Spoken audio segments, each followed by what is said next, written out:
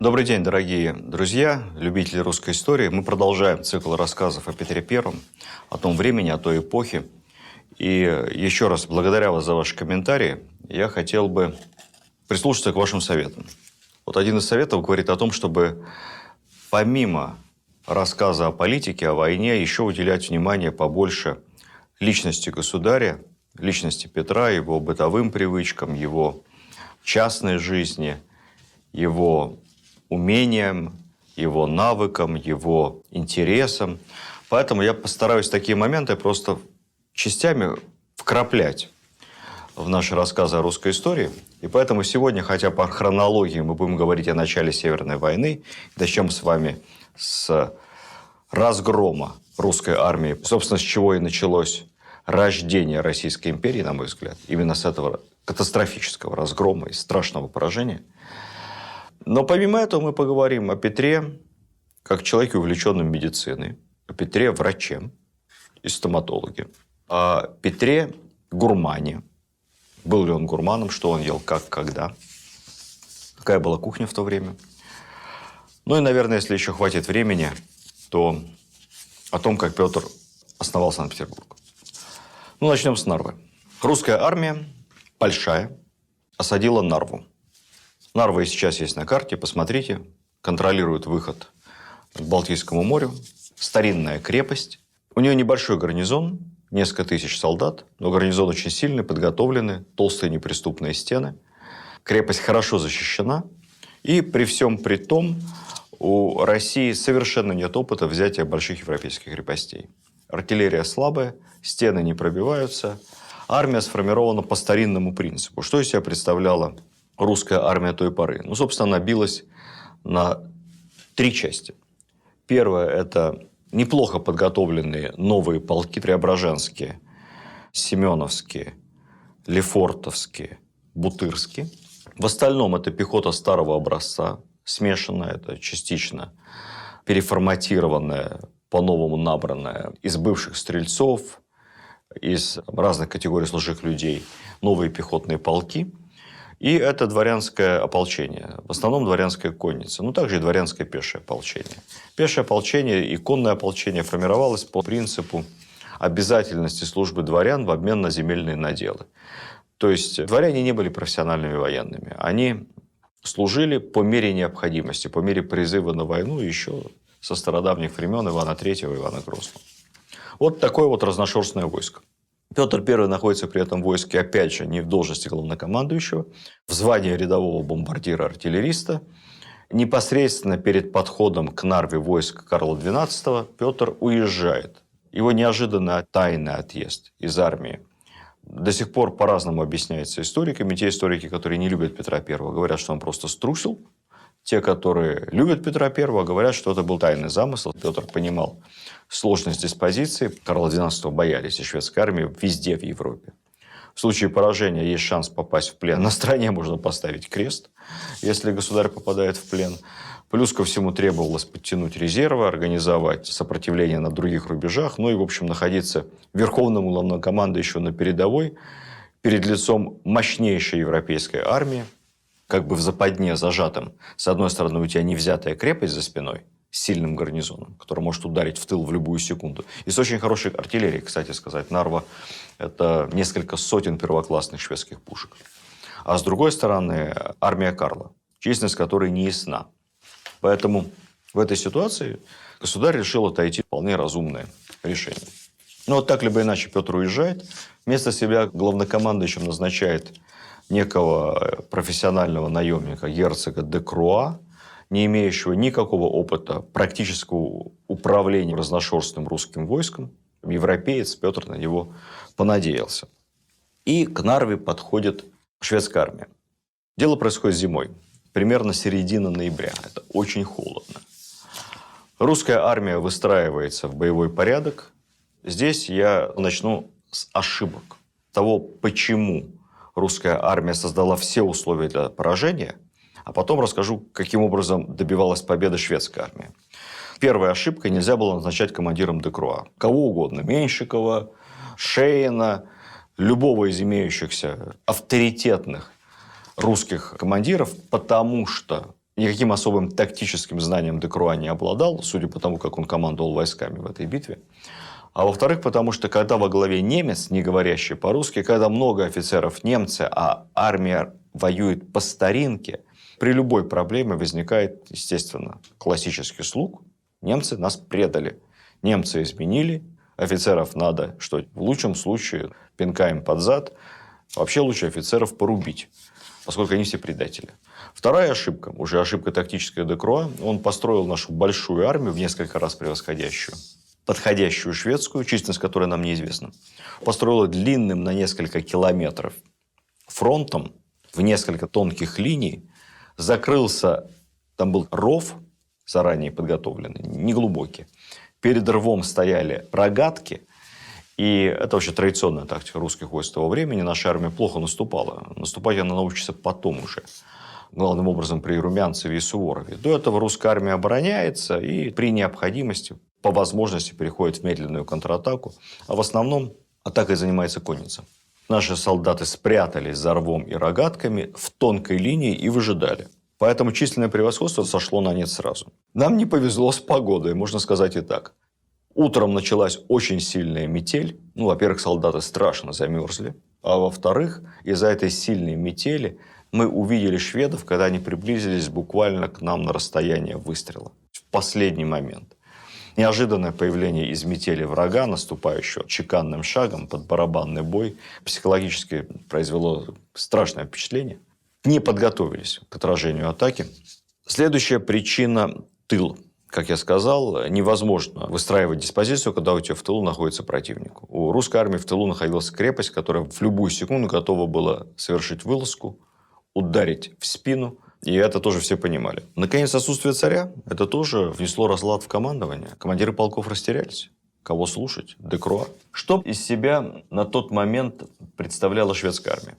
Не буду долго рассказывать о порядке ее комплектования. У шведов была уникальная, созданная отцом Карла XII система. Это был такой смешанный добровольно-призывной принцип. Но самое главное, солдату, который находился в армии, за ним сохранялось частично хозяйство. Его хозяйство обрабатывалось общиной, колхозом. То есть он не просто получал деньги за службу, не просто получал долю в военной выручке, в военных успехах, но и знал, что его семья не пропадет, от голода не умрет. Формировались шведские полки по территориальному принципу. Это не был один рекрут из Тамбовской губернии, второй из Воронежской. Нет, полки формировались по земельному принципу, то есть они знали друг друга. Это была очень высокая взаимовыручка, чувство локтя, сплоченность. Могло быть целое подразделение, целая рота, набранная из какой-то одной провинции, из нескольких деревень. Они просто друг друга знали, эти солдаты. Во время войны, а в мирное время она частично распускалась, рассаживалась, опять же, по деревням. Их собирали на сборы постоянные, поэтому в военное время армия могла резко увеличиться. Солдаты были уже обучены, просто находящиеся во временном мирном отпуске. Вот такая смешанная профессионально-территориальная система комплектования армии. Карл XII, безусловно, талантливый командир. Во-первых, с точки зрения того времени, это идеальный солдат. Он все время находится с армией, без телохранителей. Он пользуется охраной только во время сражения. По лагерю своему он ходит всегда без охраны. Он очень доступен, легко общается с солдатами, с офицерами. Он невероятно смел. Он не подвержен практически никаким порокам. Не пьет вообще, не курит, не общается с женщинами. С мужчинами он тоже не общался, тема не интересовала. Обходился без этого. При этом у него, видимо, было какое-то, я так полагаю, нервное заболевание, которое имело странный побочный эффект. Помимо абсолютного стремления к риску, он мог легко оказаться в сражении прямо в самой гуще. Он не чувствовал боли. Несколько раз Карл XII был ранен, его всегда оперировали без наркоза. Какой наркоз был по тем временам, мы представляем, но тем не менее у Карла XII не было никакого. То есть, судя по всему, какая-то у него была патология, связанная к нечувствительности к боли. И это, конечно, производило на солдат совершенно завораживающее впечатление. Это почти бог войны. Он даже боли не чувствует. Викинг.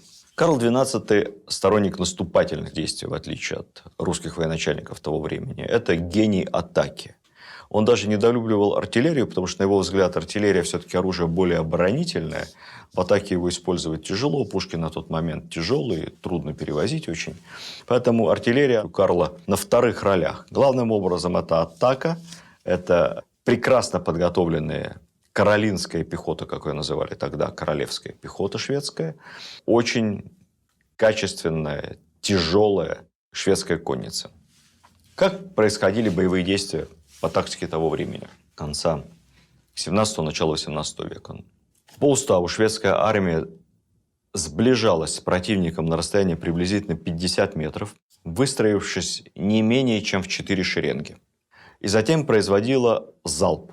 Залп, как правило, шел либо 2 шеренги, 2 через 2, либо 4 шеренги стреляли сразу таким огромным залпом. Ну, с учетом того, что точность стрельбы тогда была невысокая, ну, то есть совсем невысокая, только при условии такой масштабной залповой стрельбы можно было нанести противнику единомоментно серьезный урон и физический, и психологический. Затем перезаряжались ружья, подходили еще ближе, на 20 метров. На 20 метров практически делали залп в упор. Представьте себе, 20 метров.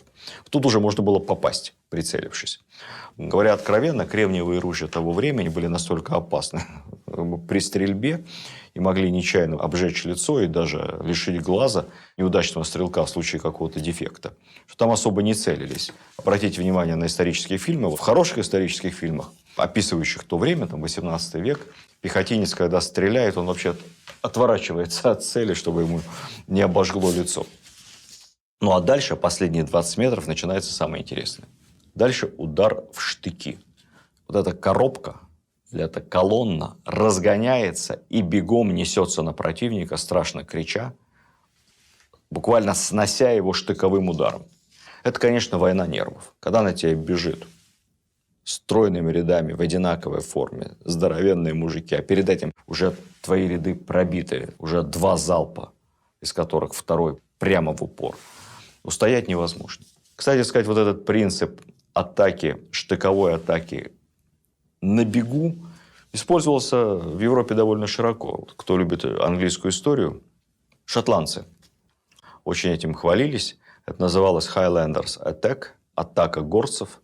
Так они воевали с англичанами. Англичане выстраивались по науке, рядами, стреляли.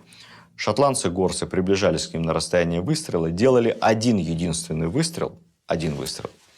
После этого буквально бросали свои ружья. У них были ружья без штыков, они были абсолютно бессмысленные. Они просто бросали свои ружья на траву.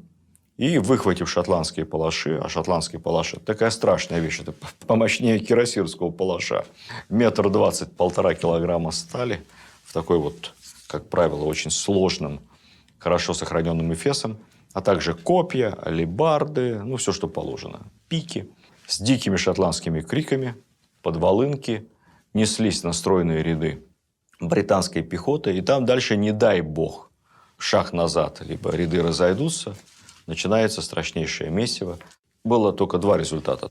Прямой штыковой атаки, как у шведов, так и у других армий того времени, либо, не выдержав нервного напряжения, слабейший отступал, бежал, таким образом сохранял жизнь, либо, если 2 армии были равного психологического уровня, начиналась штыковая поножовщина, страшнейшая кровавая резня с чудовищными потерями. Такие потери будут у нас потом взаимные, ну, уже главным образом со шведской стороны, под Полтавой. Под Нарвой наши солдаты побежали. Шведы сформировали колонны, приблизившись к рогаткам. Очень быстро эти рогатки раздвинули после 2-го залпа, молниеносно, пока наши там соображали, что куда. И штурмовыми колоннами пробили наши ряды. Не побежало только 3 полка, а семеновцы, преображенцы и, по-моему, еще полк Лефорта тоже выстоял. У них началась тяжелая рукопашная, остальные просто разбежались. В этой тактике, которую исповедовал Карл XII, собственно, число не так важно. Самое главное – это психологически. Нанести максимальный ущерб противнику первыми 2 залпами и затем обратить его в бегство. Когда противник бежит, потери начинаются колоссальные. Именно с этим связана старинная воинская традиция того времени в случае поражения. Раненых солдат внимательно осматривать, куда солдат ранен. Если солдат ранен в грудь, в руку, ну, это одна история. Герой, его будут лечить, кормить, может, наградят чем-нибудь. Если солдат ранен в спину, будет разбирательство. Во время одного из сражений, более поздних сражений как раз со шведской армией, Петр I настолько пришел в бешенство, узнав о бегстве наших солдат с поля боя, что все солдаты, раненые в спину, было таким образом отобрано несколько десятков человек, были расстреляны перед строем, как трусы. Вот это разгромное поражение под Нарвой было не таким уж легким для шведов, несмотря ни на что. В битве погиб шведский генерал, несколько генералов было ранено. Под самим Карлом XII была убита лошадь.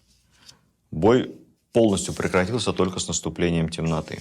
Карл XII разрешил нашим войскам уйти и отступить спокойно ночью, потому что он боялся, что утром, когда рассветет и уляжется метель, русские увидят, что шведов не так уж и много, как-то перегруппируются и пойдут в контратаку.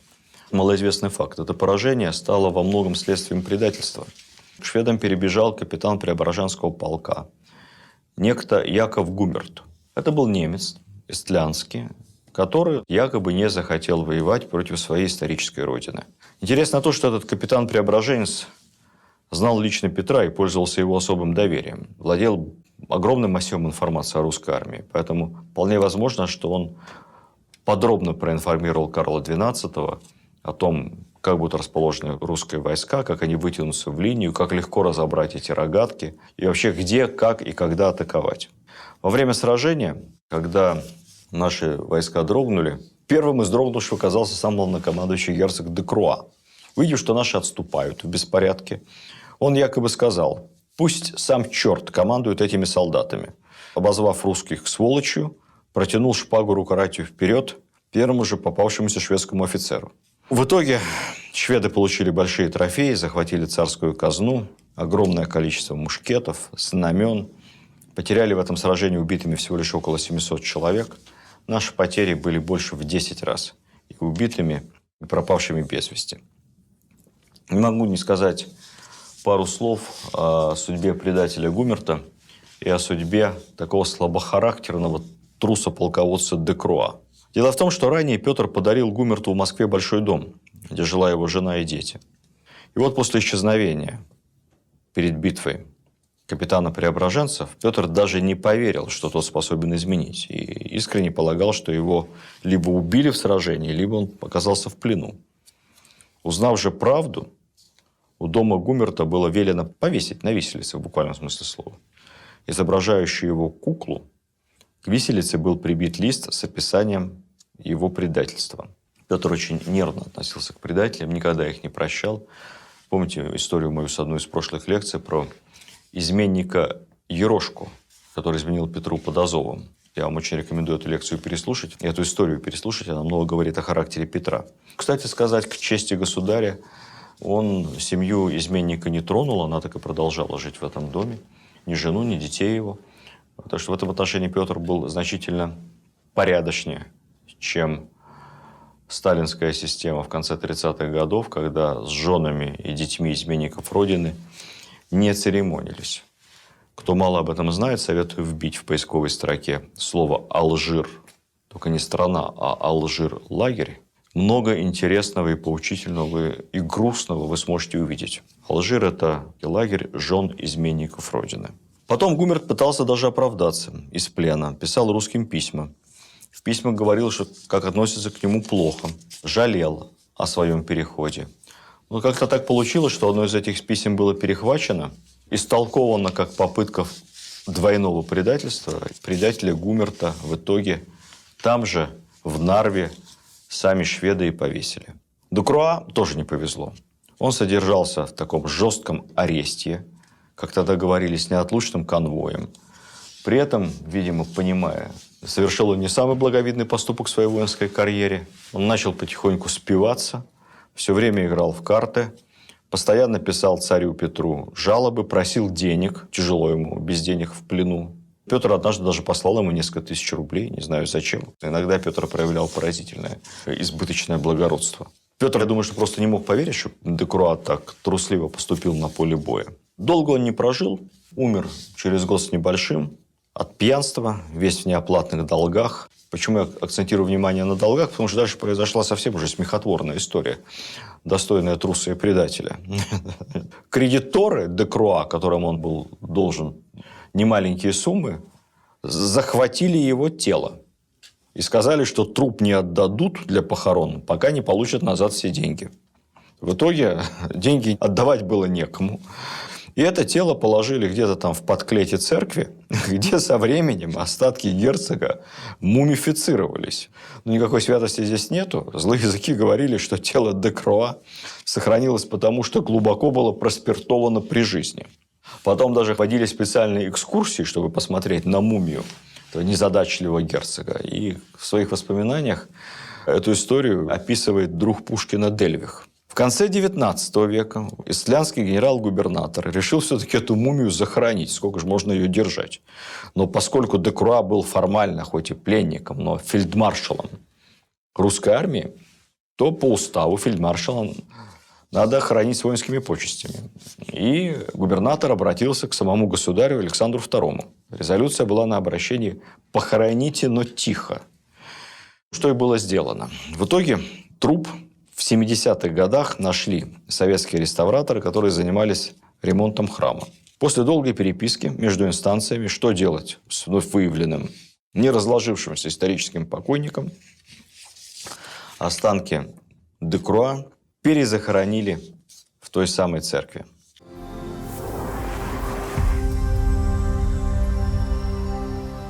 Что было после Нарвы? Европа решила, что русские не историческая нация. Зря они так симпатизировали молодому царю. Ничего у него не получится. Знаменитый ученый Лейбниц предсказывал, что судьба России – стать шведской колонией. И более того, Россия – это во благо. Шведы ведут ее в цивилизацию. Перефразируя глубокомысленное высказывание Лейбница, можно сказать, что сдалась бы Русь Швеции. Нормально было бы все. Пили бы Туборг. Может быть, ездили бы на каких-то шведских машинах. Но вот тут проявилось удивительное различие в характерах между двумя столь похожими и столь непохожими между собой государями, между Петром и Карлом XII. Карл XII после победы расслабился, упивался славой. Наш поступал с точностью да наоборот. Наш стиснул зубы, не отчаялся. Ничто его так не мотивировало к действию, как неудача. Он делал выводы, он учился. Любая неудача, как мы помним с вами по Первому Азовскому походу, Петра только подстегивала и становилась для него мощнейшим стимулом для новой работы, для решения проблемы. Из Нарвы было извлечено немало уроков. Самое очевидное, что Петр больше никогда не доверял армии иностранным наемникам. Вообще число иностранных офицеров было официально регламентировано, дабы было не больше трети. А командующими с той поры были только русские военачальники. Самое главное, он провел масштабнейшую военную реформу. Я уже рассказывал вам о том, что представляла из себя русская армия до Нарвы. Теперь все было переформатировано. Армия стала профессиональной. Был введен постоянный рекрутский набор. Рекрутов набирали по одному от определенного числа дворов. Сначала было 1 от 20, потом 1 от 30, от 40 и так далее, по мере необходимости комплектования армии. Рекрутский набор распространялся как на крестьян, которые становились солдатами, сержантами, так и на дворян. Причем для дворян рекрутская повинность была поголовной. Для всех дворян мужского пола, имеющих нормальные медицинские показания. Во-вторых, была создана военная промышленность полноценная.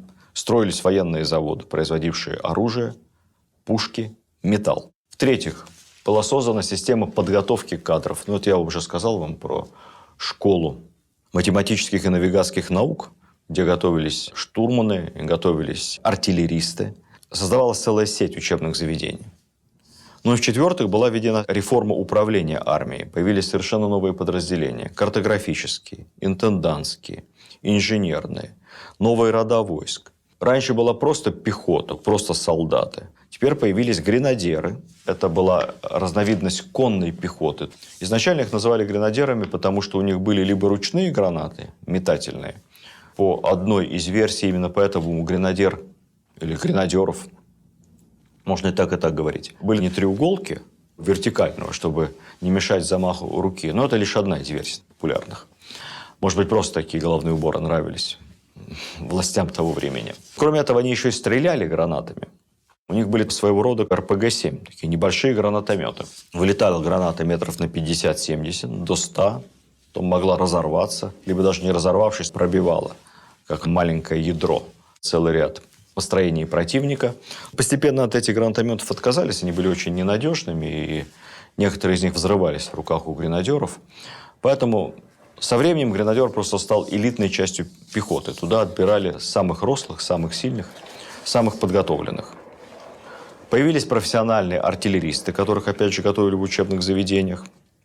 Были усилены подразделения пикинеров. Мы о них сейчас мало помним, но пикинеры – это были специальные солдаты, вооруженные длинными пиками, чтобы тормозить, останавливать вражескую кавалерию. Потому что длинные пики, выставленные в несколько рядов, это такой страшный частокол. Кавалерия прорваться не могла. Зато пикинер мог легко перейти в контратаку. Это не какие-то рогатки, которые можно раздвинуть, объехать, зайти в тыл. Пикинер в этом отношении гораздо более мобильное воинское подразделение. Ну и среди рекрутов было немало добровольцев, потому что разрешалось крепостным и дворне инициативно записываться в рекруты. Они становились свободными людьми. После этого получали солдатское жалование. Ну, смертность, конечно, была высокая. До старости доживало 20% рекрутов, не больше. Служба была тяжелейшая. Однако для многих это гораздо интереснее, чем быть крепостным. Плюс армия открывала определенные социальные лифты. И мы знаем с вами громадное число историй, когда вчерашний крепостной становился сержантом, а иногда в исключительных случаях и офицером, записался в армию, а через 10 лет офицер, дворянин, уважаемый человек. Лозунг, под которым жил Петр I, жила вся страна после Нарвы, можно назвать коротко. Все для фронта, все для победы. Мы помним с вами, как переплавлялись на пушки колокола. Почти вся артиллерия была под Нарвой потеряна. Ну и вскоре пришли первые успехи. В октябре 702 года после осады взят Нотебург, Орешек. Старинная новгородская крепость, основанная еще в XIV веке. Петр сказал так. Петр любил такие ироничные, и довольно остроумные, на мой взгляд, высказывания, связанные с игрой слов. Мы еще много таких высказываний вспомним. «Правда, что зело жесток был сей орех, однако, слава Богу, счастливо разгрызен». Нотербург, Орешек разгрызли, и Петр тут же переименовал его в Шлиссельбург, ключ-город. Город блокировал сообщение Невы с Ладожским озером. Это была очень стратегически важная точка, есть у нас на карте и по сей день. В мае 703 года пришла и первая морская победа. В устье Невы 2 роты, посаженные на шлюпки под началом Петра Именщикова, взяли на абордаж 2 больших шведских корабля. Это можно, конечно, весьма условно считать морским сражением, потому что это был абордажный бой, но тем страшнее, тем опаснее, тем интереснее. Как гласит китайская мудрость, дорога в 1000 ли начинается с первого шага. Первый шаг был сделан. И именно этот день, день первой морской победы над европейскими большими кораблями, и считается у нас 18 мая по новому стилю днем рождения Балтийского флота. Кстати сказать, победа эта так вдохновила Петра, что он всем офицерам, принимавшим участие в бою, вручил специальные золотые медали, а солдатам серебряные медали, на которых был портрет Петра I, как полагается, а на оборотной стороне изображение боя и надпись «Небываемое бывает. 1703». Действительно, победа на шлюпках над большими европейскими кораблями великой морской державы Швеции – небывалое дело. А здесь я обращаю ваше внимание, на абордаж шел сам император, будущий император, Петр I. Это уж совсем небывалое дело. Это говорит о том, что никакой он был не трус на самом деле. Так что из Нарвы, если он и уехал, то точно не из трусости.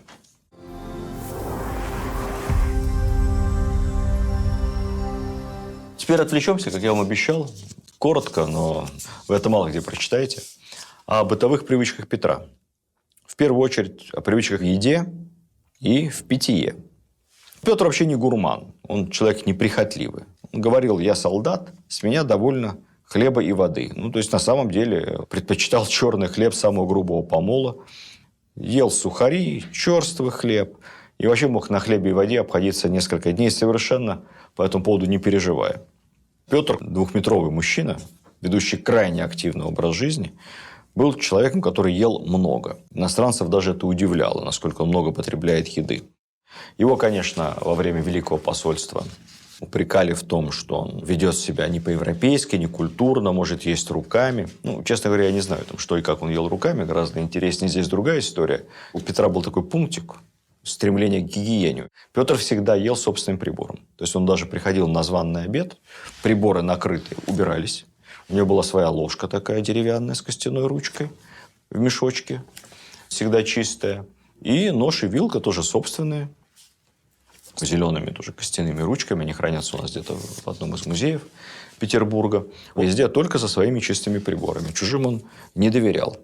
Когда мы говорим с вами о Великом посольстве, конечно, нельзя не вспомнить и такую бытовую привычку Петра и его друзей разгромить все, к чему можно прикоснуться. Есть известная история с жалобой лондонского домовладельца, где какое-то время останавливался Петр. Жил как гостиницу, снимали на некоторое время они дом с сотоварищами.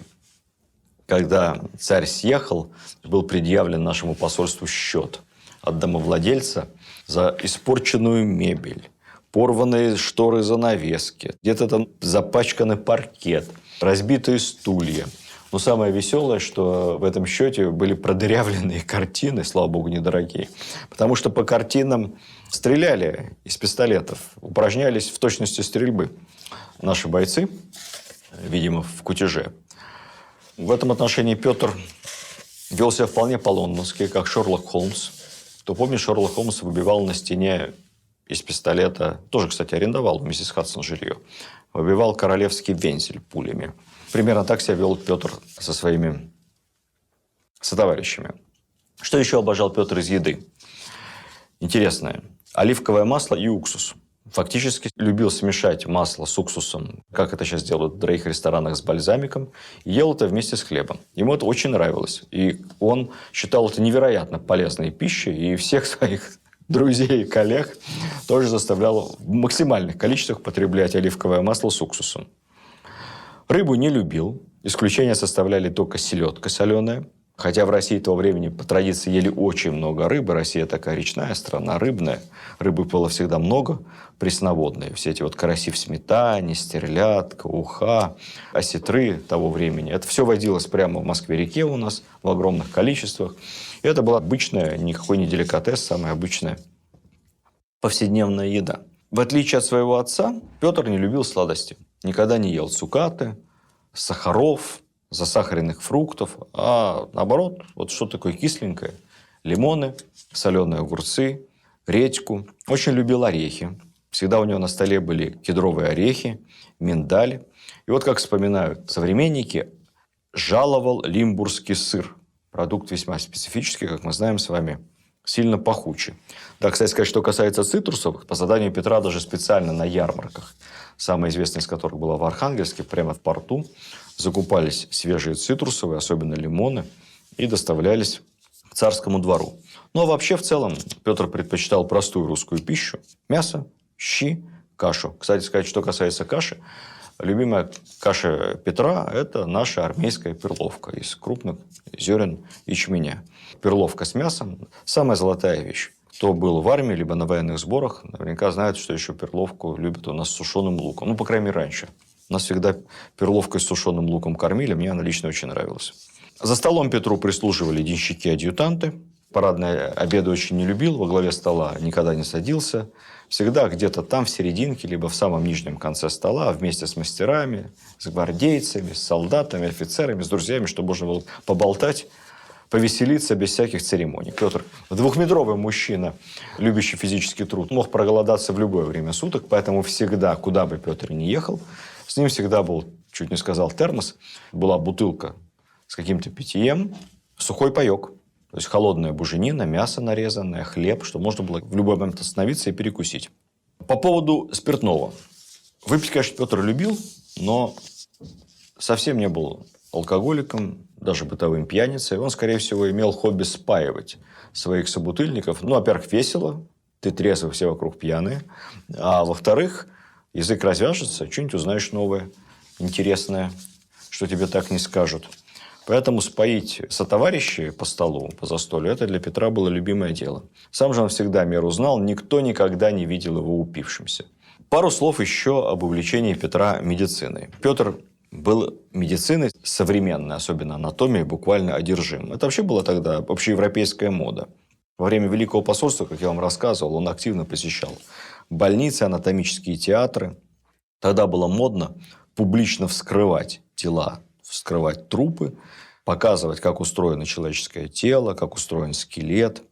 Однажды Петр в Амстердаме стал очевидцем вот такого очень детального посмертного вскрытия, и сохранилась его запись. Здесь начнется 16+, но тем не менее эту запись я не могу не процитировать. Кавычки открываются. «Из них одного анатомили. Разнимали при мне голову и мозг. Внутреннюю разнимал профессор для научения лекарей». Делали это не ради забавы, исключительно с медицинскими целями. Тут же обучались молодые врачи. Профессор ободрал голову, потом пилой растер череп, кожу поднял из черепа, вынул мозг, вспорол грудь, осмотрели мы вместе сердце, печень и легкие. Вот в таких вот деталях Петр изучал анатомию. После возвращения посольства в Россию подобного рода публичные анатомические вскрытия с научными целями начались и в Москве. Кстати сказать, в личной библиотеке Петра имелись переводы медицинских книг, которые сохранились до настоящего времени. То есть Петр еще и читал медицинскую литературу. Вообще Петр считал себя хорошим хирургом и в особенности зубным врачом. В Эрмитаже среди личных вещей сохранилось немало хирургических инструментов специально заказанных Петром, которые он использовал.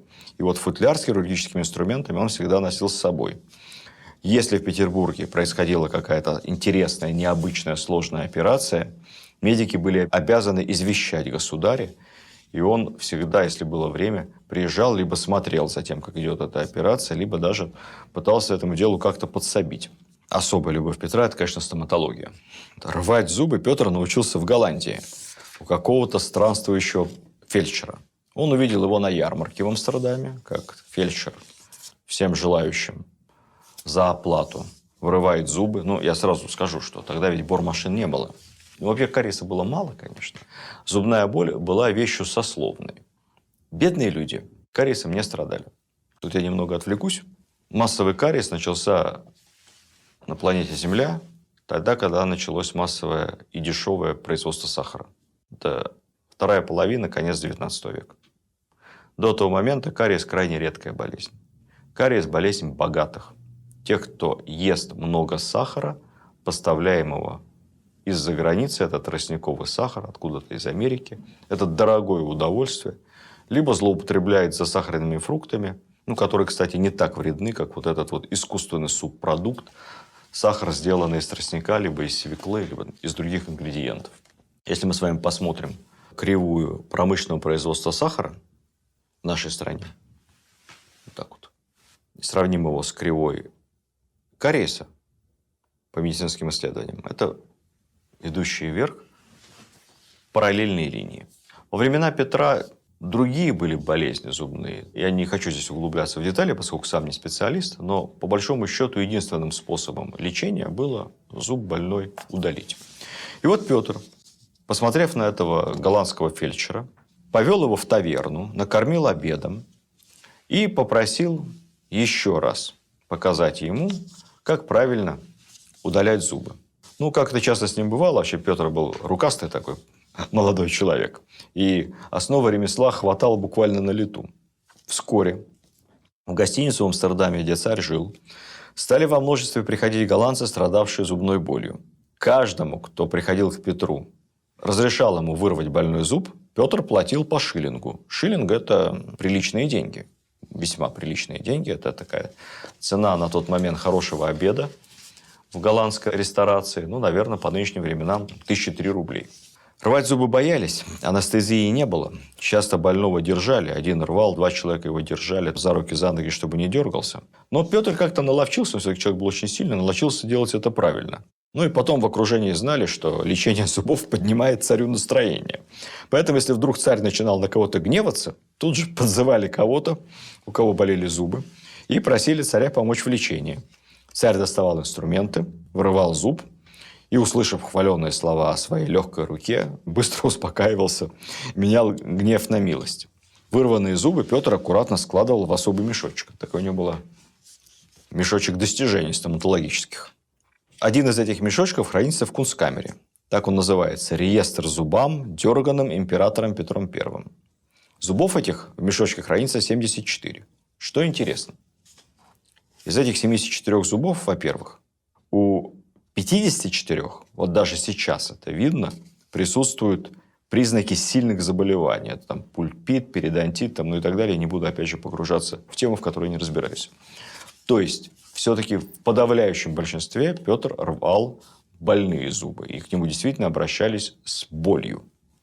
Но самое интересное, ни у одного из этих 74 зубов нет сломанных корней. А это, представьте себе, без рентгена, без ничего. Говорит о том, что Петр действительно профессионально владел этим мастерством. И выдергивал зубы сразу. С этим связан один забавный, опять же, исторический анекдот. Один из приближенных Петра женился, и с той поры все время ходил какой-то смурной и недовольный. Петр поинтересовался у него, в чем дело. Молодая жена его не радует. Так совсем не радует, пожаловался молодой муж. Не питает ко мне никаких нежных чувств, все время у нее болят зубы. Хорошо, сказал Петр.